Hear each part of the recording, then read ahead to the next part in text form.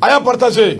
ni ala sona ma kunafuni adabora sira jantama away kado anya dabo sira tikela ambe furi la se karubani de beba bema no minya away kado ambe furi la se abdou maiga kuton fm kuchala away kado ama bela jele bifu abdou amba fo ka wali nyimondo sanga ani wati minya away kado nango abdou ango ko away kado usine tigi abdou minya ango ko station tigi abdou minya away kado mobile batigi abdou abdou kone ko kwa maiga ho kwa maiga adone ndo kosobe o kuma na sami kurafuni ndo Umar Ongoy ba dogono keni ale de kuma mbe kwa kurafuni awai kado an bidu nai o de strategela kurafuni min ba mbulu koro Umaru ayajira kafo minye president min be an guna bi na be Ashimi Goita kofo akumbena kumenu kunyuma ani bere kunyuma o kara yoro mi o ye nyoro di saheli jama bora iko la harabolo o de strategela ningo ni awai kado seba ya bilebele ma minun be no be clean cap transition ka buruja ma minun be no be clean ka transition ka lagushi ma minun be no be clean ka transition ka tokojugu fama ninya awai kado para bilebele victoire seba ya bilebele o de ni mimbi talike awai kado transition nyama ba ale ka victoire kasi awai kado o ma kofole no parce que ba ako president mimbe anguna na be transition nyama kofo colonel awai kado Ashimi Goita kunu ambe babu wati mo ya sura be kala be on sabati yoro mimbe nangwa ma ko nyoro di sahel ayi kunda yinga do werete gele minum be no be talike awai kado an yere da dumunu anga balo nanga jiko nanga duko yere bela jile awai kado o bela jeli ka wuli ka joke ka fereke min no be ka lafuna be ka dungala mana yelsa fere be ka shurula chukomi Ashimi atara o de srafe abe min gofo abongo adama diya yere abu buguna tige abu kofo o de sra tige la ko ma minum vleni na tarulu fe nyoro ndo olu ya kube men kunyuma ani bere le kunyuma ako wati men colonel Ashimi Goita ayekumata ayi fulini tanni ayala si awai kado dugude bela jilema minum bora iko kono kulu ni njugo ina kana le kumbe jangote akera wati la wati minni awai kado digijigi nunu ya awai kado onga kini ke ba nui kere ni yala sedia wo nyama bo lu kungembe ka wuli ka jo minge aw nofe o wuli ka jo yo boko be no be talike sanction na ako de strategala ale ko ni be fuli la se bela jilema kere ni yala nyoro di sahel boli minge ale bu féliciter faso de bela jile ka be féliciter sabu anzira kanjo anjo yoro anzira kanjo anchesiri anchera kanchesiri ma minun fleni minun ye gele ta kanye shama anya chesiri fuka na se yoro mina awai kadu ye gele wuli ka bwanga ajira ka fo ko ale ko ni sonjale du kosobe ay wati mina ale kemme ka yere soro faso de nyuma dama wulu ni nywanje ale na na femi mfana kama o de be talike awai kado dadumuni awai kado fere bisika soro la chugumi be sécurité alimentaire na bu kufo ale kado ka fo watila wati mi 2022 no bo kofo akoni wuli ka jo mi fleni ka sumata ka di awai ka do moma dum fu falaki akika do ka fo kerengere ni ala ali man betai ko ye fenyu femi ni awai ka do halibi banga faso de nyuma ya anyini ni kase ka shinji awai ka do ode kofo akoni awai ka do ko nun tabulu ta kulaje e bai ka fo ni femme fleni nun bela jilembe ka ta ka nyishi fendema femi bi se ka to faso de bi se ka lafia da soro chugumi ko kuma angu so mini be mina no ye ka fo ni fenu no lu mana ay kado ka fo mawere be minu ngoni be wuli ka joke an nofe ka se ka awai kado fen nunu kan daraki ka se ka tana ye awai kado usago na yorola ako bi alebe ki wuli ka joke ka min fo faso doyi anga dala ka fo ko ni fen minu flendi abebe se aseyoro mawere shit na awai kado fen nunu ta ka fo kibitu ke ay sawe yalma ka tu firi ale anyini gouvernement mofe ku chesri ka kosuku beke suma minu ndile flendi akera angire akera fon fa miye yalma akera awai kado minye aliman betay ananyu ana chama abeka seka si awai kado aseyoro la akoni ya jetemine mami mbe no Union Européenne luka ambassadeur ale kunya ande mabaje kulu awai kado luka la sigidinyi ale chita kajira ka foko ingele flende chugomi kongo ni minu ani dese mimbe auna anga dugukulu ni ko bela jile na benyini ka chugomi awai kado ko ni ngulika jon nunde barka kabunya kosobe kanyishi awai kado ama ni ala sona ulubu chesiri ka bilika joke bimbise ka to ali binyini fe awai kado bisika ke soro fenyi akomi ye gouvernement ube chesiri mina ajaru yebi abenuma wani ala sona mahali shini ubise ka deme soro chugomi de me ubike awai kado ni kanye shuma sirike ba ko ako president Ashimi Goita akatali minvle ne awai kado nyoro di sahel ako ni mbike awai kado seba ya belebele de kanye shi awai kado Ashimi ma sabu mado be lagushi toro la jaba ubika bela jele de takanye shi awai kado Ashimi ma jango te min yesede oka awai kado nyangiri o min no kile fleni o kuma mi doni mi ko bi Ashimi awai kado ay trali minge ani soja abarka bo era kosobe wa bena mo kosɛbɛ Umar Ongiba soir de Bamako aka fasiru do bunya bala ndo madama ganyama bunya ni asebe ko jarani mu ye nouvelle origine ne ba ale samaka gerena aya partager mama ni Touré ke akumara ako mouvement mun be senga abe wati jambo nanga mako yera wul debu sur le rempart ni anyama ba yere idwani no de Adama Jara ben le cerveau Adama awo ndogone kundu de idogone tablia bon filla ma doni o e muna afamani ma ate nta soro la blen yere aya fo munya Adama ben Jara le cerveau kwa korke be nyini nta nyina de nte ka nyini yere aka kwa na korke no fe nta Adama nyini blen nta wole Adama ti soro lawo ay kwa kani no fe di ay no ten dogon do koy ti dogon do foka a fin ka jen dogoni de Adama yi aya fo ay kwa korke kwa kana korke amma dogoni ye wo soro sa be niveau mina titiri bunya na korke ma korke yere ti soro wele ble nti wele wani wele kera ntiza idilla ay ngone nya wala tenta nga telefon kuma mbe mungere ke ay amen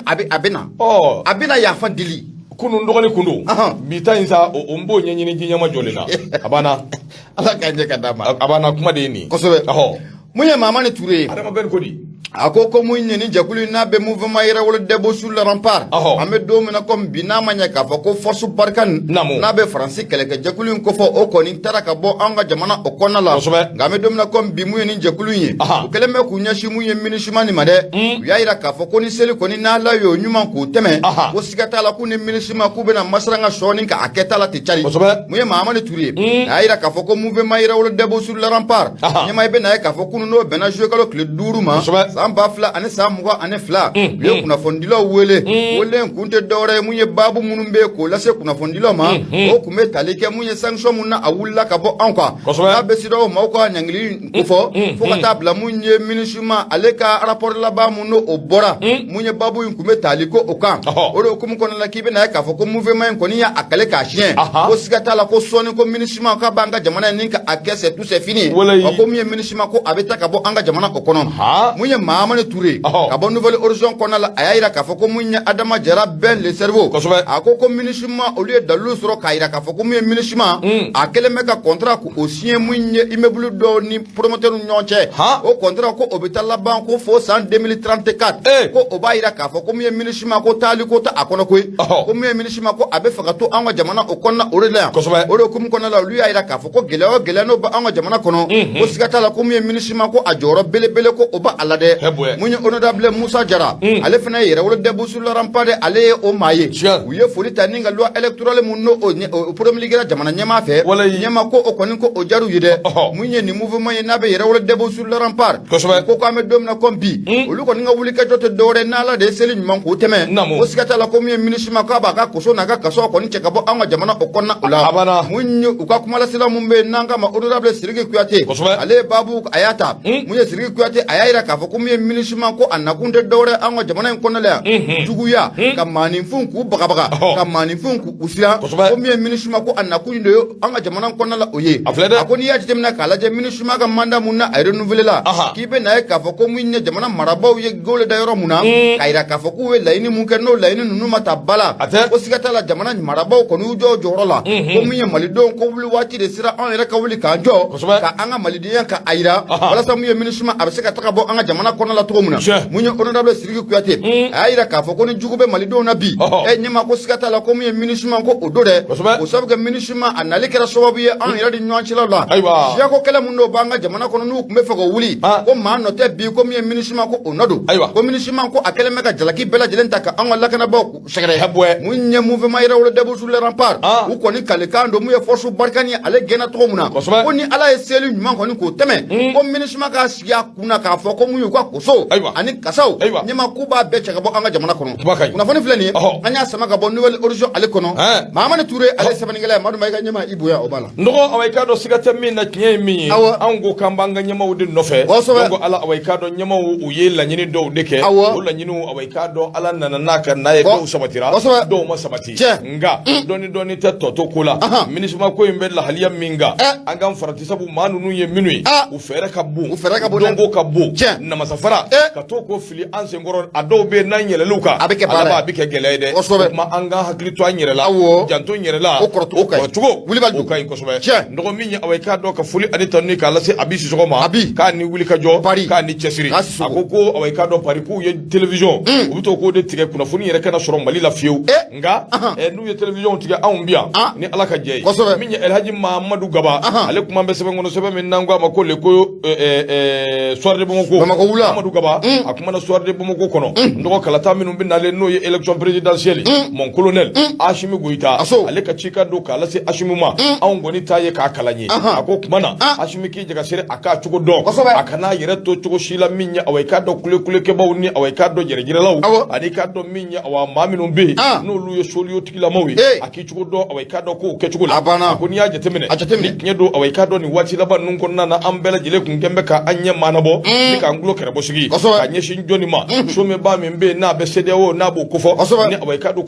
k'an ka ɲɔgɔn ye juillet kalo tile 3 tɛmɛnen a ko a ka ja n'i ye jateminɛ kɛ i b'a ye k'a fɔ ɲɔgɔn ye min bɛ o kɛra nka bi fasodenw kumakan kelen min bɛ anw da o de ye awɔ i k'a dɔn Ashimi Goïta a bɛna kɛ cɛbɔ ye min ye kalata min bɛ yen n'o ye élection présidentielle n'a bɛna kɛ anw ka jamana in kɔnɔna na a ko tiɲɛ don maliyɛn caman bɛ yen awɔ i k'a dɔn u fɛla ko don Ashimi k'i kannabɔ caman yɛrɛ fana bɛ yen olu y'a jira k'a fɔ Ashimi a ka kannabɔli a na kɛ awɔ i k'a dɔn fɛn ye fɛn min ni awɔ a kɔni bɛɛ lajɛlen sɛmɛnen bɛ fɛn dɔw la a fɔlɔ ye mun ye conseil national de la transition olu ye loi électorale min ni awɔ i k'a dɔn u ye yɛlɛma don a caman kɔnɔ k'a sigi u ka tabali kan k'a bila ka taa di awɔ i k'a dɔn Ashimi ma Ashimi ye tɛgɛ nɔ kɛ a la n'o kɛra maa camanba de bɛ yen minnu kɔni y'a jira k'a fɔ siga tɛ min na Ashimi awɔ i k'a dɔn yɛlɛma awɔ i k'a dɔn sɔrɔsi ninnu a dɔw kɔni bɛ yen minnu bɛ fɛ ka awɔ i k'a dɔn kɛ cɛbɔ ye nka ye min ye o de ye k'a fɔ awɔ i k'a dɔn k'u kɔni bɛ kangari da min ye jamana ɲɛmaa ye a k'i cogo dɔn a yɛrɛ la koyi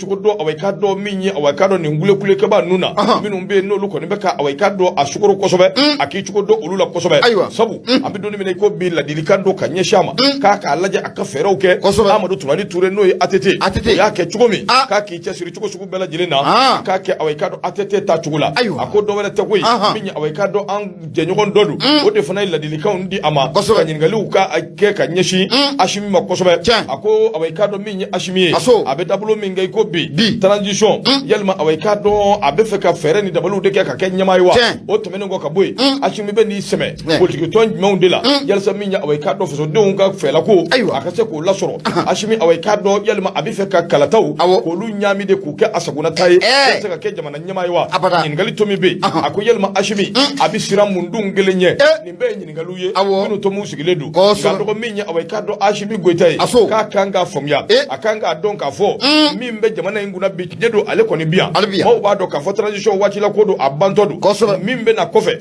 fɛn ba a tigi ɲɛ min ka girin ni nin bɛɛ lajɛlen ye o tuma a kan ka kɛ maa ye expérience bɛ maa min na a kan ka kɛ maa ye min bɛ maaw fara ɲɔgɔn kan a kan ka kɛ maa ye min ka yeta awɔ i k'a dɔn a barika ka bon kosɛbɛ a kan ka kɛ maa fana ye min ka projet awɔ i k'a dɔn a barika ka bon ka ɲɛsin awɔ i k'a dɔn anw ka jamana in ani jamana in jɔli ma sirikaba a ko di n'o ye Elhaji Mahamadu Gaba ye a y'a jira k'a fɔ min ye nin ko bɛɛ lajɛlen ye n'i ye jateminɛ kɛ Ashimi Goïta kalata minnu n'olu bɛ nali ko ni awɔ i k'a dɔn a y'i kannabɔ ka kɛ jamana ɲɛmaa ye ko awɔ i k'a dɔn a bisibasa ni a tɔɔrɔ k'a barika bɛ bonya kosɛbɛ ka tɛmɛ a ɲuman kan ne ka kuma tɛ dɛ Fasirikaba bɛ ka min fɔ o de bɛ ka lamɛn ne bɛ k'o de lase Fasirikaba ko a ko kuma na an bɛ don min na i ko bi min ye awɔ i k'a dɔn Ashimi ye ko a kan ka fɛɛrɛ de kɛ ka kalataw labɛn min mana sugandi démocratie kɔnɔna na a ka d'o ma Ashimi ka sɔrɔ ka taa dugu ma ka t'i labɛn i n'a fɔ Amadu Tumani Ture y'a kɛ cogo min ka sɔrɔ ka poyi ka na o b'a sɔrɔ jamana ɲɛma jɔra o b'a sɔrɔ fɛn caman bɛ yen min fasodenw ye awɔ i k'a dɔn o faamuya a bɛ kɛ sababu ye Ashimi ka mandiya bi to a la a bɛ kɛ sababu ye Ashimi ka ɲinifɛnw bɛ kɛ sɔrɔ fɛn ye a bɛ kɛ sababu ye fasoden caman bɛ yen olu b'a faamuya u b'a dɔn k'a fɔ min ye Ashimi ye stratégiquement denmisɛn don a taar'i labɛn a nana alihamudulilayi awɔ i k'a dɔn an bɛ se ka danaya d'a kan a ko nka an bɛ don min na i ko bi tiɲɛ don awɔ i k'a dɔn embargo kɔni awɔ i k'a dɔn o wulila ka bɔ an kan crise min bɛ anw da la a tɛ se ka fɔ ka se a danna o tuma min ye awɔ i k'a dɔn parti politique tɔnba minnu bɛ yen ko minnu kan ka wuli ka jɔ kɛ ka se ka Ashimi dɛmɛ IRD ADEMA RPM nin tɔ ninnu bɛɛ lajɛlen u kɔnɔna yɛrɛ tolilen don diɲɛ fɛn bɛɛ ye o yalima ninnu bɛɛ bɛ se ka jɛ ka fara ɲɔgɔn kan k'a fɔ k'u bɛ Ashimi dɛmɛ wa awɔ i k'a dɔn k'a kuma ka ca a ko kuma na an bɛ don min na i ko bi transition ɲɛmaaba présidentielle minnu bɛ yen k'a fɔ ko a bɛna a gagner nin cogo in na a kuma ka ca nka fɛn o fɛn min don fɛn kelen min kɔni bɛ fɔ o de ye Ashimi ye k'a k'i jija cogo sugu bɛɛ lajɛlen na n dɔgɔ i k'a dɔn k'a fɔ a kana fɔ k'a bɛ CEDEAO maaw kan kɔrɔbɔ tuguni tuguni sabu CEDEAO mo ya jira k'a fɔ transition marche k'u tɛ fɛ k'o k'i kana bɔ an ka jamana ta CEDEAO ta t'anw ta ye o an ka jamana ye o ayiwa Fasire ye min sɛbɛ ne fana b'o de fɔ koyi kosɛbɛ ne m'a f'i ye ko ne bɛ kuma Ala barika la a banna maa ta tɛ n kɔnɔ wa awɔ Asimi ta tɛ n kɔnɔ dɛ Jamana marabaa ta tɛ n kɔnɔ dɛ ayi n bɛ kuma ni ɲɛ Fasire min ye don min n'a ye n kunkolo minɛ n bɛ se ka min ɲɛfɔ a bɛ ɲɛfɔ n b'o ɲɛfɔ kosɛbɛ nka min ye awɔ i k'a dɔn jamana marali n dɔgɔ awɔ i k'a dɔn Asimi a ka d'anw ye bi dɛ kosɛbɛ a ka d'an ye fana min ye Asimi ye tɔgɔ in ka to a nɔfɛ fo nka Fasire Keba ye min sɛbɛn o bɛ fɔ n'o tɛ jamana ɲɛmaa yɛrɛ tɛ o a bɛ minnu sugandi a kɛrɛfɛ olu de don kosɛbɛ ni Asimi si il n'a pas l'expérience mɔgɔw bɛ Mali kɔnɔ minnu expérience ka girin kosɛbɛ ka tɛmɛ politique tɔn mɔɔw kan tiɲɛ ka tɛmɛ politique tɔn dɔw kan donc n'olu gɛrɛla Asimi la en tant que président élu ne hakili la a bɛ se ka ɲɛ o a bɛ ɲɛ a bɛ ɲɛ safa a bɛ komi cɛ ka kuma tɛ yan école tɛ yen ko président école koyi ayi o kalanso tɛ yen non ayi o kalanso tɛ yen lagosi tɛ i bɛ se ka taa dugumamɔgɔ dɔ nɔfɛ n'a y'i kan bɔ ni wari b'a kun n'a kɛra président ko a ka gouvernement de ye maaw kalannenw ye kosɛbɛ k'u bɛ ten de donc a bɛ o cogo in de la mais an ka hakili to a la kosɛbɛ min bɛ se k'a to awɔ i k'a dɔn jamana a bɛ se ka basigi cogo min an kɔni mana Fasire minnu sɔrɔ an b'olu lase limanaw ka faamuyali sɔrɔ a la kosɛbɛ dɔgɔ Fasire Keba ko Hasimi k'i cogo dɔn Fasire filɛ nin min ye awɔ i k'a dɔn soir de Bamako Elhaji Mamadu Gaba a ka Fasire don i bonya b'a la ayiwa Madu Mayiga ɲɛmaa bonya ye a sɛbɛkɔrɔ diyara n ye ko i tɛ to ko i man k'o jigo sanfɛ fɔlɔ awɔ an ka taa fɛ e tɛ fɛn min tɛ fɛn diɲɛ o nouvelle audition n b'a sama ka gɛrɛ n na mun ye Demba Konte kɛ a kumara a ko san 2 kɛlɛ tɛmɛnen kɔfɛ n'o bɛ Comatex maaw kofɔ ɲɛmaa i bɛ na ye k'a fɔ ko nin sigili ɲɛkɔrɔla in kɔni na k'u y'a fɔ ko tare dɛ k'o sabu kɛ u ka musaka mun tun bɛ yen n'a bɛ kun ye kalo 6 sara n'a b'o kofɔ n'o bɛ t'i jɔ 600 000 ɲɔgɔnna na ɲɛmaa ko a sɛlɛla u ka jiginɛ kɔnɔ Comatex est-ce que 100 000 Comatex ye wari sɔrɔ 100 000 awɔ juruko kuma min bɛ sen na a mɛnna awɔ o kuma banna kosɛbɛ alhamdulilayi mun ye Fasire Keba ye n'o bɛ Demba Konte ko fɔ ale y'a jira k'a fɔ ko mun ye n'i y'a jateminɛ k'a lajɛ an ka docteur Choguel Kokala Mayiga donni mun kama awɔ taa ni Fasire ye n bɛ taa ni Fasire nin kan cogo di n bɛ taa ni Fasire nin kan cogo di f'i ka namu gɛlɛya de tɛ Koyima de mɔnna namu gɛlɛya Koyima namu an ka taa mun ye Fasire Keba ye n'o de ye Demba Konte a ko mun ye docteur Choguel Kokala Mayiga ye waati mun na a kɔni a kɛra premier ministre ye ɲɛmaa i bɛ na ye k'a fɔ ko a ka bɔli fɔlɔ ko o kɛra mun ye Seku Dankun kan o kɛra octobre 2021 o kɔnɔna la kɛnɛ in kan mun ye docteur Choguel Kokala Mayiga a ye layiru ta Comatex baarakɛlaw ye a y'a yir'u la k'a fɔ ko mun ye CFA wari 100 000 ɲɔgɔnna ɲɛmaa ko mun ye jamana kɔni minnu o sara Comatex baarakɛlaw ye a ko o baabu fɔlen ɲɛmaa ko a bɛ nin ka waati jan bɔ i bɛ na ye k'a fɔ ko mun ye kɔrɔfɔ in ko a kuma tiimɛ koyi nafolo in kɔni ko a kuma jigin mun ye Comatex baarakɛlaw olu ka jiginɛ o kɔnɔna o la n'a ma ɲɛ k'a fɔ ko docteur Choguel Kokala Mayiga ale de ye layiru di k'a fɔ ko mun ye nin 1 600 000 in ko a bɛ sɛlɛ u ka wakane o kɔnɔna o la a ko n'i y'a jateminɛ k'a lajɛ mun ye Comatex baarakɛlaw yɛrɛ u ka sara mun n'o bɛ jamana gouvernement na k'a bɛ ti jɔ kalo 24 ɲɔgɔnna o la a ko nin kalo 6 in o de bɛ ti jɔ mun ye 1 600 000 o la mun ye Fasire Keba ye n'o de Demba Konte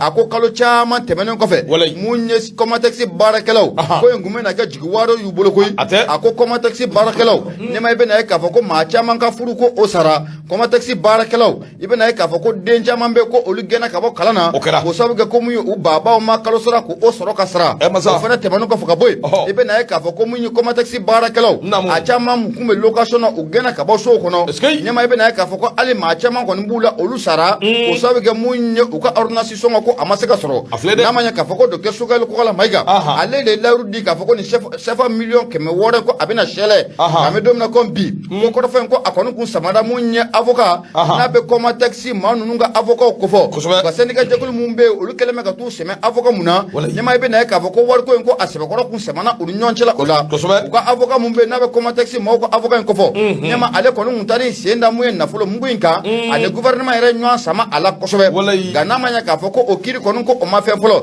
i ibena ka fo ko mu ye jamana gouvernement ko ale wuli ka joke ani avocat be se ka be ala to muna ko sabu ke ni million ke mo wona na avocat ka layini kunye fen jume ko keme sigila ko mugan ko o kadu uluma mu ye jamana gouvernement une avocat nana be aka ko mu ye keme sigila ko tanko o kata ka di avocat ma oro ko mu ko la wuli ka jokera jesiru ko ni ko o kera ame domna ko bi munye ko taxi barakelaw u ka ni million ke mo wona ko ni nyama ko ashelala u ka jiginen kono amma de be kika konti ko ni be ni watina nyama ko kiboro ko no solla ka fo ko mu ye musaka nyama ko bela telen ko ni ko i tasro na foni fleni anya sama ga bon nouvelle origine ale kono dema ko te ale sama ngala madu maga nyama ibunya obala kabale ndam mado kono fugari e kadde go gabo mu fugari yake awaduga dogono fugari kadde se kana la yadi aka chorba ma la ko bana ka bana sumela togo de abla kana ka bana parce que nete se ka fomia sumela togo be jamana kono chugome baru karambe be chugome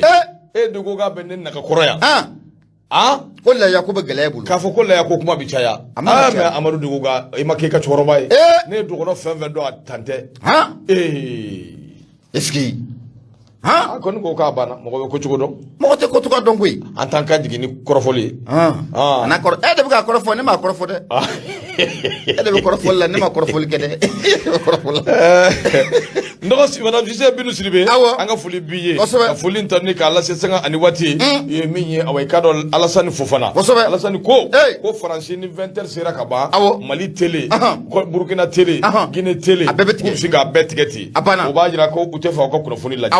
Masire Job akumana l'indépendant awai kado masire kumambe masire ko awai kado lakana balia sevare kati jushifo gawo ndo minye katiba mimbe na be katiba ni masira kufo ko kembe ka wuli ka joke nika kangar dake mobli yi boy yerela ka fi be ni sira inta ndo kado ka fo ko mami fa yi yere fa ndo kado ni yekuma ye maka minu ni awai kado abora ni katiba mauda ga nyume amma alame ko de sira tigala ni je temene ko bituka mimbo awai kado kuna funu di tenendo kalo klenani no yejue kalo temene ko ni awai kado wuli ka joke ka papali udabo ka jira ka fo sira mimbe na be sevare ni gawo ko fo ni bi boafe atase awai kado minye boni ani duanza o masuryala kuru be bara inda mina awai kado o yoro indila ka minye awai kado siraw tige bamajiya wale tigi ka o bamajiya waliya o ta kanyeshi awai kado population civile ma ni yefe minna bi ma kamana gwa yango te boni awai kado o marala akoni makufule minu vle ni ukeleme ku kwada minna bi armée teblende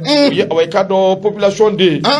mobile minuta no lu be wele ko véhicule de transport yango te minu be ni armée be awai kado o lu scorté nu ngembe ku kwada awai kado lu de kwala wati bela jire obina wuli ka joke ka fo kube bingani ya waliata ina fu yere ya fo chugumi kanyeshi ni mobile numa du jugoro fen no ye temenengo awai kado ku be ka wuli ka jofana ke ko marama fen de bu bulo arme lourd ani kado minya awa léger ku be na wulu la bara kanyeshi awai kado jamana kono deuma nunga wuli ka jomi mvleni ko so dani na niye temene ke ba e ka fo anga fama kada mine sevari kata gawo sira jangele nfe kata teme duanzani ombori fe anga chede unye wuli ka joke o sira inganga o fana minye prembara minumba akore nani bonyogo o kera so buye katnyeni nani de takadu angu halli mani mato adafe o acheni abarka boyana kosobe ko minya awai kado ningo imbela jelena ne jete mene ka transporteur do be uluko ni ba fo mo nyena ka fo ku bitani fo gawo nga ndo nu bora ni ebo mokoya o ka fo ku bitani gawo ndo utitani de akuma akacha sabu niye jatemineke obobo niye bomokoya transporteur utisira alanye utitamakia ubitani sira de la kati dan duanza ni sira duanza yoro ko fule na minya awai kado ibe Toyota pick-up de soroy katikati mabika magolo green bla ukono wa ibe ta pick-up soroy o pick-up de bita ka bod duanza ni katani ombori kele na sa ibe do mobile wera de kono tuguni mi mbe ita ka bo ombori katani gawo o ninze scorti awai kado obe anofe ndo ni yekoye ko minna bika mo kamana gwan kosobe na bika mo da baliba jango te awai kado ni serigne korolaina anzuma minumbi anubi bumoko ni sete an yeka avion ta nango kabita serike anzongo gawo minye menaka ikado ombori ananyo anachama ikado akumaka chade ode strategala fasirike ba ya jira ka fonni situation min vleni avion tali ndo akagile ma chama ma ko mingo ni e ko imbela jilenye ma do be siza mi awai kado ko ingelera awai kado nga siza mi ambargo dabara frontière dale la e do be u ba damine ka bo away ka do Bamako kiti ka ta Burkina Faso fe ka soro ka ta Niger fara ne ka soro ke kunda away ka do Gawoka o yoro fana sira do be ka bo away ka do Niger kana Ansongo fana fiki chasiri note akuma ka chade war chama de be transporteur u ba bo no de mobili be re fana ti teme o sira do ni nye fenye femi na bi mo kamana gwa na bi mo toro mana nga laje di nyama jole na ni seti mami ndo itoro le du de nga una tabe angoni me min fo jamana nyawu ubu sekola ga hali bi ku chasiri min bi se ka to jamana kono do bi lafiya hali ni ya ye e musoroba bi am se ka ta do wala te ko na bali ya sira masira jobu ko fasire fle l'indépendant ndo na fo ke bobo mo ko ya ka dugu chama chechi karla Burkina Niger ka soro ka ta bo fo Gawoka akuma ka chade wa min ye bamanci tigila ma nun fana ye boni mara na ubu sonye kosobe bon adun situation ka gele on la nu ko anga surasu deme anga gu deme parce que ni mi farati nunu ye ma minu ye ma kele minu do buguna tige yere amadon ne yawa parce que u duro sole u nyaga minu do population na amadon abe fi sans ko attaquer kera ni yoro ina mafla ma sabasara iba wuli kibu nyini iba soro min yere attaquer kuma do ajole be kawlaje kosobe parce que abi den kerefe ka fini change be ka fendo bo ani population nyaga mine me nyogona c'est à dire an yere kele mengrende an jeraba nyama no be fango fo nyogoy koy nyama ne population ma soro su deme akonte sugulu de akuma ka chade nyama ne soro su do barula ko dugu be jamana en konna la yambi ko o dugu nun konna la ko ni jadi su yere bo akono ka to bade bon ni tarasi o suguma o suguma o mogo yere be kla ka fo tuni ko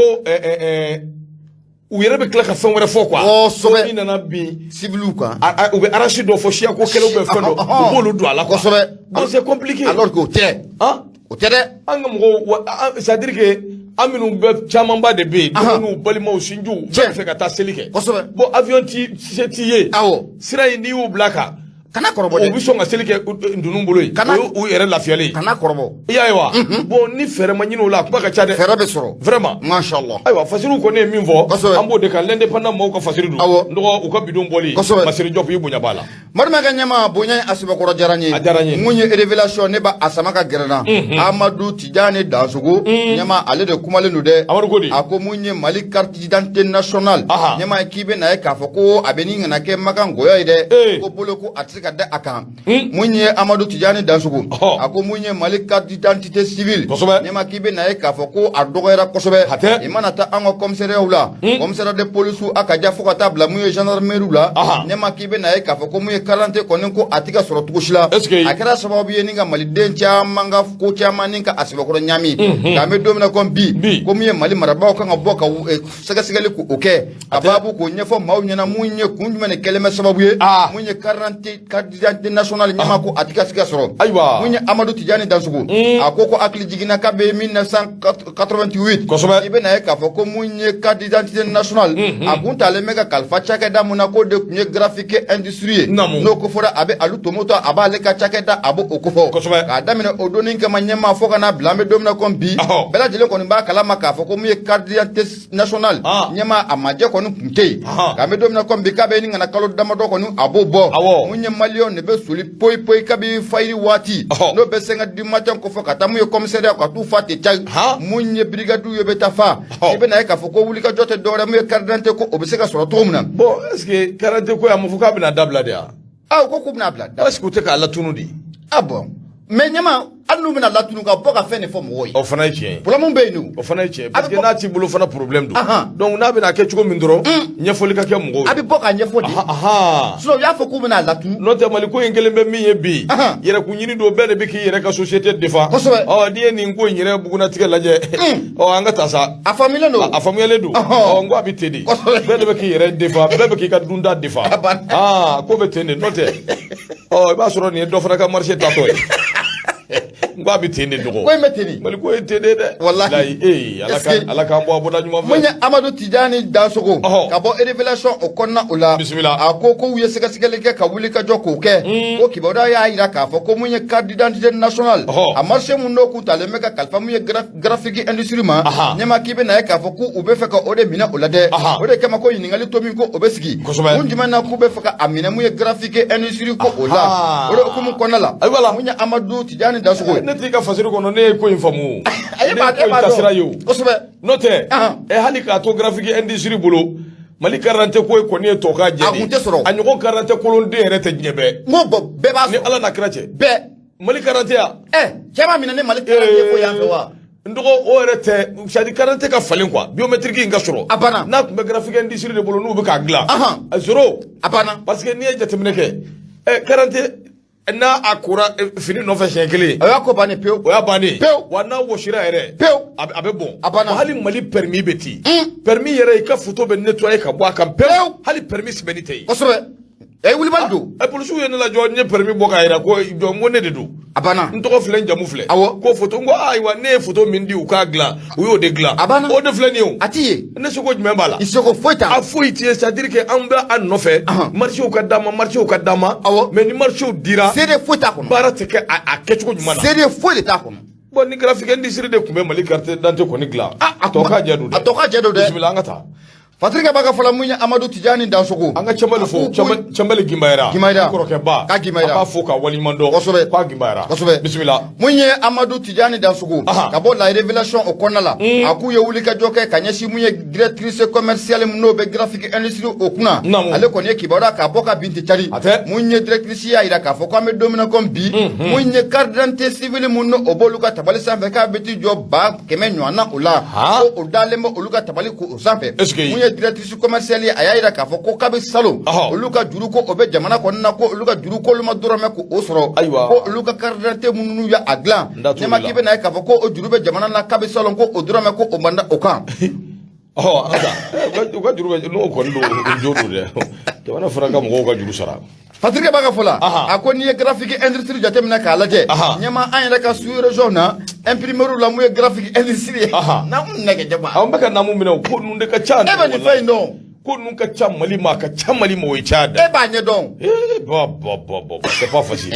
Mali kura ne yɛrɛ tun bɛ fɛ k'an kan bɔ ne t'a ma bɔ bilen ne m'a f'i ye nin bɛɛ de ye fɛnmisɛnninw ye minnu ka ca ko in na wa mun ye ɲɛma embargo mun wulilen filɛ nin ye tan seli bɛ tɛmɛ dɔrɔn i b'a ye wulikajɔ bɛ kɛ wa an bɛna kuma wɛrɛ daminɛ tuguni min tɛ nin ye a kun tɛ fɔ la ko embargo ma ban a banna an bɛ dossier wɛrɛ bɛ dayɛlɛ sisan a banna an ka taa mun ye Fatirika ba n'o ye Amadu Tijani Dansogo ye a kɔni y'a yira k'a fɔ k'an bɛ don min na comme bi mun ye carte d'identité civile ye a kɛlen bɛ mun ye malidenw bolo makan gɔyɔko ye ko mun ye Mali marabaaw kan ka bɔ ka kunnafoni ni ko o di gɛlɛya mun n'o o bɛ carte d'identité civile ko la gɛlɛya mun n'o o bɛ a ko la ni malidenw tɛ ka se k'a sɔrɔ ka da u tɛgɛ kan o bɛ se ka ɲɛdɔn cogo min na kunnafoni filɛ nin ye an y'a sama ka bɔ La Révélation ale kɔnɔna la mun ye Amadu Tijani Dansogo ale sɛbɛnnikɛla ye Madu Mayiga ɲɛma i bonya o b'a la nɔgɔya n'an ka taa sugu la sa min ye awa i k'a dɔn l'indépendant a Dambele ale de kumana nɔgɔ min ye awa i k'a dɔn nin ye tasibila ye nin ye awa i k'a dɔn misi ye sabu n'i ye jateminɛ kɛ fasodenw tɔɔrɔ ni lajaba ni gɛlɛya i k'a dɔn k'a fɔ o de kama u bɛ wulikajɔ kɛ u b'u kunda tunga kan anw ka tunga mangew minnu bɛ yen n'u bɛ taa awa i k'a dɔn duguma sira fɛ nɔgɔ gɛlɛya ye awa i k'a dɔn a dɔw sɔrɔ sabu a jirala k'a fɔ yɔrɔ min bɛ yen n'o ye Libi gun ye nɔgɔ min ye maliyɛn 22 bɔɲɔgɔn denmisɛnnin 3 bɔɲɔgɔn bɛ awa i k'a dɔn olu la o maliyɛndenw olu de bɔnɛna u ni na a kɛra Libi awa i k'a dɔn o fan fɛ sabu ninnu bɛɛ lajɛlen ye maaw de ye minnu kɔni tun bɛ fɛ ka taa awa i k'a dɔn nanzara jamanaw na u bɛ taa ka taa awa i k'a dɔn a ɲɛɲini n'i y'a jateminɛ i b'a ye k'a fɔ min ye awa i k'a dɔn tuguni ko wɛrɛ filɛ ka anw sɔrɔ ko in ye mun ye a bɛ tali kɛ anw ka fasodenw de kan minnu tun bɛ fɛ ka taa Europe jamana kan ka tɛmɛ ni Libi sira ye a ko nin gɛlɛya min filɛ nin ye a kɛra juin kalo tile 22 tɛmɛnen a kɛra awa i k'a dɔn waati min na ninnu kɔni donna sɛbɛn kulun dɔ kɔnɔ u ka kulun minnu bɛ yen u bɛ don u kɔnɔ maa 80 ani maa 3 bɔɲɔgɔn kulun awa i k'a dɔn ji belebeleba min bɛ yen n'an ko a ma ko océan min kɔni bɛ kɛ sababu ye ka farafinna ni awa i k'a dɔn farajɛla bɔ ɲɔgɔn na awa i k'a dɔn o océan belebeleba den u b'o sanfɛ kurun bɛ linkilanga la waati min a na kɛ kurun de dafirila bi a dɔw don n'i y'u dun lajɛ k'a jiwoyo ta k'a lajɛ n dɔgɔ i k'a dɔn k'a fɔ a kuma ka ca kosɛbɛ a ko de siratigɛ la Mali gouvernement awa i k'a dɔn communiqué min bɛ yen n'a bɔra juillet kalo tile 5 minisiri min bɛ yen n'a ɲɛsinnen bɛ maliyɛndenw ma maliyɛnden minnu dan bɛ jamana kɔ kan i k'a dɔn ni awa maliyɛndenya bɛ o dusukun na i k'a dɔn k'a fɔ o minisiri so ale kɔni y'a jira communiqué in kɔnɔna na k'a fɔ maa 22 bɔɲɔgɔn olu de ye fasodenw ye minnu bɔnɛna u ni na denmisɛnnin 3 olu bɛ a la a kɛra yɔrɔ min a kɛra Libi a k'o de siratigɛ la minisiri y'a jira k'a fɔ ni maa 22 minnu filɛ nin olu kɔni ye maaw ye minnu bɛ maa 83 minnu tɛgɛra minnu bɛ olu la a ko nin ko in kɛra Libi awa i k'a dɔn o fan fɛ a kɛra juin kalo tile 22 san 2020 2022 ako de siratigɛ la ministre ko a bɛ kunnafoni min di o de k'a fɔ min ye maa 60 ani maa 1 olu ye maaw de minnu kɔni sera ka awayika dɔ sauver awayika dɔ o maa 60 ni 1 na a ko min ye awayika dɔ maliyɛn den dɔw fana bɛ awayika dɔ olu la fɛɛrɛ ni dabali bɛɛ bɛ ka kɛ minnu sera ka kisi ni awayika dɔ olu man tanya u se ka bila cogo min u ka minan kɔnɔ u se ka bila u ka hakɛ kɔnɔ cogo min wa fɛɛrɛ bɛɛ bɛ kɛ min bɛ se k'a to awayika dɔ u bɛ sigi ka na jamana kɔnɔ ni ala sɔnna a ma ni min ka kan ani ko kan ka kɛ cogo min a bɛ kɛ o cogo in de la terikɛba ko a ko ministre ye awayika dɔ foli kɛ jango tɛ awayika dɔ ka ɲɛsin gouvernement ma ka ɲɛsin awayika dɔ u ka denbaya bɛɛ lajɛlen ma ani ka ɲɛsin awayika dɔ maliyɛn ka ɲɛsin maliyɛn bɛɛ lajɛlen ma nin gɛlɛya min filɛ ka anw sɔrɔ nin ye awayika dɔ ka duwawu don kɛ ala k'an kisi a ɲɔgɔn wɛrɛ ma ministre y'a jira k'a fɔ min ye OIM mɔgɔw u bɛ fɔ u ye wulikajɔ ni cɛsiri min kɛ min bɛ se k'a to awayika dɔ maa minnu bɛ yen n'olu kɔni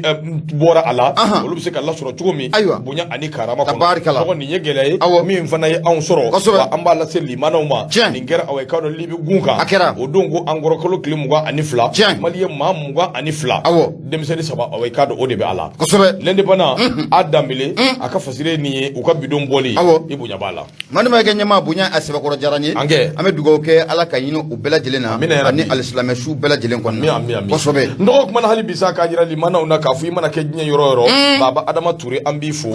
min ye awa gindo bɛ ameriki lada an kana ɲina awayika dɔ babintu den n'o bɛ awayika dɔ baɲɛ kɔnɛ italikaw fɛ yen ani ka dɔ jibril ture nin bɛɛ ye an kanubaw ye nura fm ka nɛgɛjuru sira 20 80 31 31 yalima 76 33 43 03 donc anw bɛ Facebook sanfɛ an bɛ awayika dɔ Zeno sanfɛ an application bɛ yen o fana bɛ awayika dɔ Play Store sanfɛ n'i ye nin fɛn fɛn kɔnkɔn an ni bɛ ɲɔgɔn sɔrɔ TikTok sanfɛ nin waati in na Gawusu ka page awayika dɔ n'o ye Gawusu Keyita awayika dɔ ale ka page a bɛ ka an fili fiɲɛ fɛ o tuma ka bɛɛ fo ka bɛɛ waleɲuman dɔn te ko i ma an ka foli b'aw ye an ka taa suba basi tɛ kuma dɔw bɛ awayika dɔ DHL baarakɛlaw bɛɛ fo o bɛ kɛ an bɛ foli ni tɔni an b'a lase Mokutari Magaji ma ka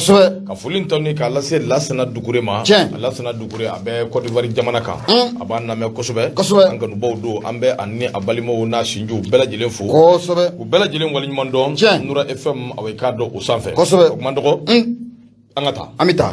ɲɛmaa mɛ n bolo ma a kari ka don le Caïman de Inde n bɛ bɔ ni ale ye Inde le Caïman de Inde ye dugu de ye kosɛbɛ ko dugu dɔ de bɛ yen a bɛ wele ko Inde o ye dɔgɔnɔ dugu de ye dɔgɔnɔ dugu awɔ Caïman de Inde o ye n yɛrɛ kɔrɔkɛ ka journal ye ani n dɔgɔkɛ Banizan kosɛbɛ nin Caïman de Inde tigi nin de ye serment prêté Akila min bɛ Basiriki Ture nɔrɔ bila Akila o de ta ye Caïman de Inde ale don mun ye den Samake ale de kumalen don a ko mun ye seliba o surunyara kosɛbɛ i bɛ na ye k'a fɔ ko mun ye saga kɔni ko siga t'a la ko a bɛ Bamakɔ nka ɲɛma k'i bɛ na ye k'a fɔ ko bɛɛ kɔni ko o tɛ se k'a san dɛ ko bolo ko a tɛ se ka d'a kan cogo si la mun ye den Samake a y'a jira k'a fɔ ko nin ye du fa dɔ ye nin ye dutigi dɔ ye o kɔni ye ɲininkali ta k'a sɛgɛrɛ o y'a jira k'a fɔ k'an bɛ don min na komi bi n'o y'a sɔrɔ waati tɛmɛnenw na saga mun n'o tun bɛ feere an ka jamana in kɔnɔ 50,000 ɲɛma i bɛ na ye k'a fɔ ko mun ye 56,000 ko o to o sɔrɔ bi n'a ma ɲɛ k'a fɔ ko mun ye ko seli kɔni ko a surunyara k'i bɛ na ye k'a fɔ ko mun ye dutigi caman kɔni kelen bɛ k'i bolo da i kunna nin waati in na ka kule a ko mun ye gɛlɛya mun don donna an ka jamana kɔnɔna la amadu mun n'a taara ka an ka jamana ka a sɛgɛrɛ an ye kalo 6 ɲɔgɔn na an y'o kɛ gɛlɛya la sanction mun na a taara ka an ka jamana ka a sɛgɛrɛ ɲɛma k'i bɛ na ye k'a fɔ ko o kɛra sababu ye mun ye an ka dunfɛn caman ni ko o sɔngɔ ko o layɛlɛ sanfɛ o tɛmɛnen kɔfɛ ka bɔ yen gɛlɛya mun n'o bɛ Russie ni Ukraine caman bɛ don min na komi bi ɲɛma ko o kɛra sababu ye ka ɲaamin caman k'o don diɲɛ yɛrɛ kɔni o kɔnɔna o la mun ye fatirikɛba ye n'o de den Samake a ko mun ye an ka sagako gɛlɛya gɛlɛya in tɛ dɔwɛrɛ ko ɲɛma k'i bɛ na ye k'a fɔ ko mun ye kɛlɛ mun bɛ anw dala yan n'a bɛ Bamaju kɛlɛ o kɔfɔ k'i bɛ na ye k'a fɔ ko o kɛra sababu ye a bɛ ni ka san caman kɔni bɔ ni ka baganko gɛlɛya ni k'o lana an ka jamana o kɔnɔna la maa minnu bɛ taa bagan ta mun ye jamana kɔnɔna la ka na n'a ye faaba la ne ma ko gɛlɛya belebele ko o b'u kan ko an ka gɛlɛya kɔni ko a bɛ t'i jɔ fo gɛlɛya ɲɔgɔnna 2 ɲɔgɔn na ko anbari ko kun bɛ anw de la wa gɛlɛya mun na a bɛ Russie ni Ukraine cɛ ko o fana kɛra sababu ye ni ka na ni gɛlɛya caman ye anw yɛrɛ ka jamana o kɔnɔna la a ka ja fo ka taa fara mun ye diɲɛ kɔni o kan n'a ma ɲɛ k'a fɔ k'an bɛ don min na komi bi Bamakɔ kɔni ko saga kɔni ko a bɛ Bamakɔ dɛ nka ɲɛma k'i bɛ na ye k'a fɔ ko bolo ko a tɛ se ka ta ka d'a kan cogo si la o ma ta kan de b'a la nka mun ye fatigi ba n'o de Samake a ko an bɛ don min na ko bi dutigiw kɔni bɛ boliboli la fan bɛɛ lajɛlen o fɛ walasa mun ye saga ko o bɛ se ka sɔrɔ cogo min na nka salon saga mun n'o kun bɛ ka feere 5000 ne ma k'i bɛ na ye k'a fɔ ko bi an bɛ don min na ko bi ko 16000 ko o to o saga ko o sɔrɔ nka fɔ ni filɛ nin an y'a sama ka bɔ mun ye Kayima N kɔnɔna la mun ye de Samake ale sɛbɛnnikɛla ye i bonya o b'a la nɔgɔ de Samake bi fo ka waliman dɔn k'a ni baara nɔgɔ hali bi an bɛ taa n ye kunnafoni min bɛ n bolokɔrɔ o de bɛ bɔ sɛbɛn kɔnɔ sɛbɛn min n'an ko a ma ko l'indicateur du renouveau an bɛ ale ta sabu min ye awɔ i k'a dɔn maa min kuma bɛ o de bɛ awɔ i k'a dɔn indicateur du renouveau awɔ i k'a dɔn a sɛbɛnni kɛbaaw kofɔ awɔ i k'a dɔn hali ni tɔgɔ sɛbɛnni di yan nka u y'a jira k'a fɔ affaire min bɛ yen n'a bɛ yefugeden kofɔ ni hakili b'a la zantigi la min ni awɔ i k'a dɔn tɛgɛ dara a kan fana procureur ko a bɛ bagabagali la dɛ ko ko min ye awɔ i k'a dɔn Salifu Keyita ko a bɛ fɛɛrɛ ani dabali kɛ min ye awɔ i k'a dɔn Salifu jɔn Salifu Keyita kelen dɔnkilidala mun bɛ CNT kɔnɔ ni yifugew ka kuma kɔni fɔra e kɔni kan k'a dɔn Salifu min ko don mun bɛ CNT kɔnɔ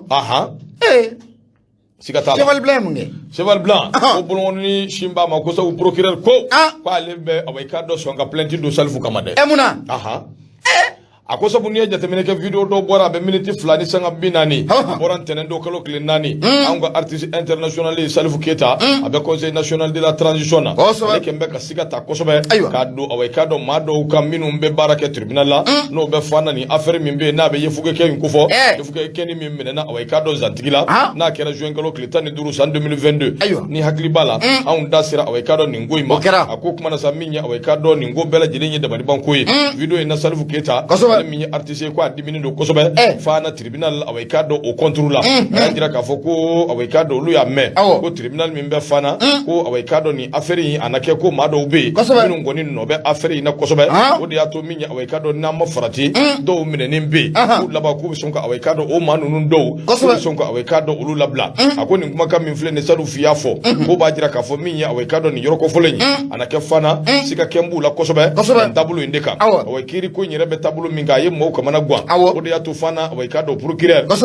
ko a y'a jira k'a fɔ min ye nin ko bɛɛ lajɛlen ye olu de bɛ ko in kɛra cogo min na maa minnu kan ka minɛ olu minɛna u datugulen don kuma min ye awɔ i k'a dɔn procureur de fana ale y'a jira k'a fɔ k'olu kɔni dabali banna k'a fɔ ko jugement dɔ ka kɛ olu fɛ olu ɲinama ka sɔrɔ awɔ i k'a dɔn olu tɛ a kalama a ko olu tɛ awɔ i k'a dɔn ko in juge a bɛ juge yɔrɔ min na awɔ i k'a dɔn k'o dɔnnen don o dogolen tɛ maa si la o mana sa a bɛ dɔgɔkun 2 bɔ ni maa ninnu bɛɛ lajɛlen u minɛnen don awɔ i k'a dɔn u bɛ bolo la a ko assise min filɛ nin ye awɔ i k'a dɔn assise min kan ka kɛ o de kɛnɛ kan u kan ka taa bɔgɔ jeninen kan a ko nka n'i y'a jateminɛ min ye awɔ i k'a dɔn Salifu awɔ a bɛ taabolo min kan i ko bi yan'a k'olu félicité sabu a ye den min minɛna zantigi la a ye Bamakɔ cɛ ci ka Bamakɔ quartier bɛɛ cɛ ci fo ka taa fo zantigi la maa dɔw y'a minɛ ka taa di olu ma olu kɔni ye fɛɛrɛ k'a la yanni olu ka fo ko Salifu bɛ bɔ awɔ i k'a dɔn ka kuma dɔw de fɔ kuma minnu ni sababa bɛnnen tɛ o tuma a kɔni y'a jira k'a fɔ k'a laban ale bɛ Salifu wele bɔgɔ jeninen kan k'a bila kiiri tigilamaw ka bolo kan ko n'u wolola min na awɔ i k'a dɔn k'a bɛ lakali fasiri filɛ min ye awɔ i k'a dɔn indicateur de renouveau u ka fasiri don nka yefuge ko kuma kɔni ma wuli dɔrɔn Salifu bɛ yen dɛ a bɛ yen n b'o f'i ye dɛ awɔ yefuge ko kuma mana wuli dɔrɔn a bɛ yen Salifu il est là a bɛ yen ala k'a ni sababa ami bisimila ɲɛma ne bɛ taa le nouveau réveil ma ale sama ka gɛrɛ na mun ye Adama Kulubali a kumara a ko mun ye gorobaraw an bɛ don min na comme bi dusukasi kɔni ko a b'u fan fɛ dɛ kosɛbɛ i bɛna ye k'a fɔ ko maa ko ale ninnu n'an b'a f'u ma ko gorobaraw u ka cɛba mun bɛ n'an k'a ma ko lajaba numéro 2 ɲɛma an bɛ don min na comme bi ko ale kɔni bɛ tiɲɛ o so ko nka ko fɛn jumɛn de kɛra lajaba numéro 2 a sata o ye mun ye Adama Kulubali nin kuma cayalen don dɛ a kuma cayara dɛ kosɛbɛ mun ye Adama Kulubali a kumara dɛ a ko i bɛna ye k'a fɔ ko mun ye duwakun tɛmɛnen na duwakun laban yɛrɛ la mɔgɔdɔw kɔni bɔra ka bin tɛ cari k'a yira k'a fɔ ko mun ye Lasinɛ Fane ni bɛɛ lajɛlen ko a ma ko lajaba numéro 2 ɲɛma ko a kɔni tari da tiɲɛ so an bɛ don min na comme bi nka i bɛna ye k'a fɔ ko mun ye kabi lajaba ko numéro 2 kɔni ko a tari da mun ye association des gros bara du Mali ɲɛma u kɛlen bɛ k'u bolodɔngɔni kɔni k'o si maa dɔ la maa mun ni Bakari Togola n'a bɛ APK ɲɛmaaba ko fɔ u ka garde kɔrɔ u kɛlen bɛ k'u bolodɔngɔni kɔni k'o sin o la tɛ cari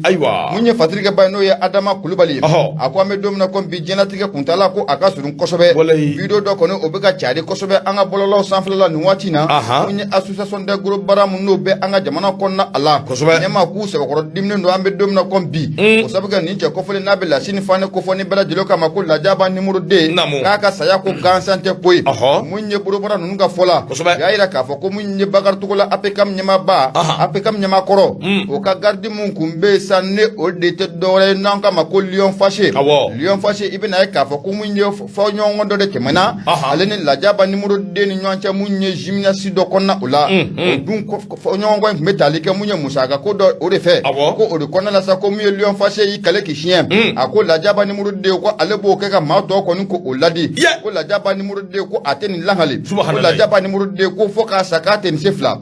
awɔ o de y'a fɔ dɛ n dɔgɔ kuma man ɲi dɛ kuma bɛ maa dun o de kama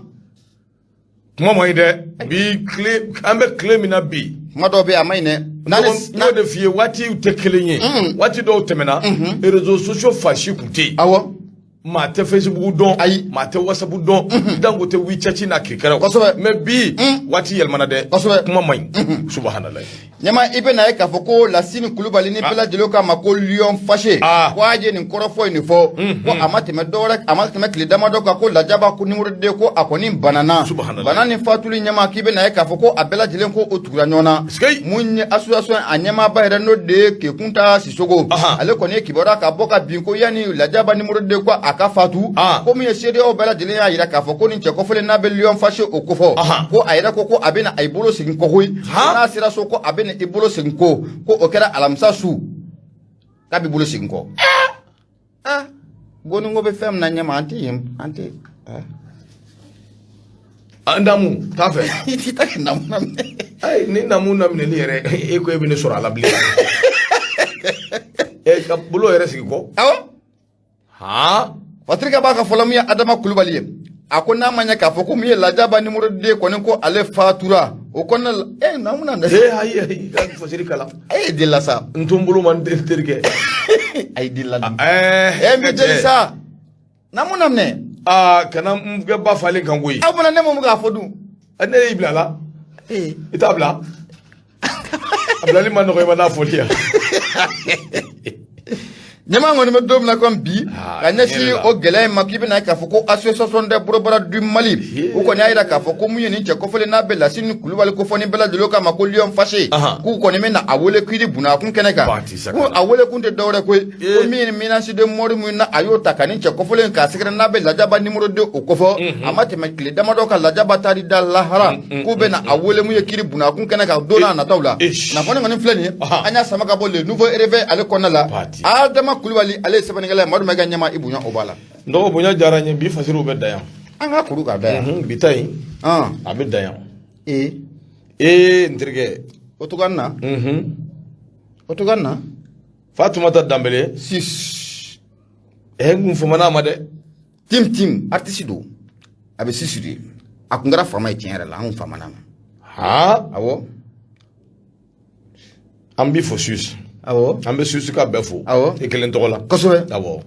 i t'a kuru ayiwa an bɛ bi taa kuru yan Gawusu i tɛna ɲɛ sɔrɔ k'an gɛn bi ayi ko Jibril ko réseau ko n'o tɛ ko fɛn in wulila mɛna ka ko réseau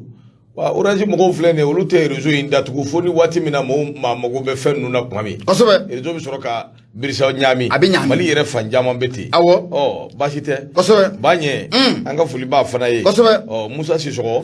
Banabakaw ka jelikɛ Kur Amari Ndaw kosɛbɛ ani Kur Amari Ndaw maa bɛɛ lajɛlen an b'u fo k'u waleɲuman dɔn kosɛbɛ ka foli in tɔni k'a lase min ye awɔ i k'a dɔn kanuba ni dɛmɛba bɛɛ ma kosɛbɛ Segine Keyita an b'a fo k'a waleɲuman dɔn k'a ni cɛsiri kosɛbɛ Elhaji Seguba Samake Pere Oto ka foli ni tɔni ta k'a lase a ma o bɛ kɛ foli ni tɔni hali bi k'a lase awɔ i k'a dɔn min ye Bintu Keyita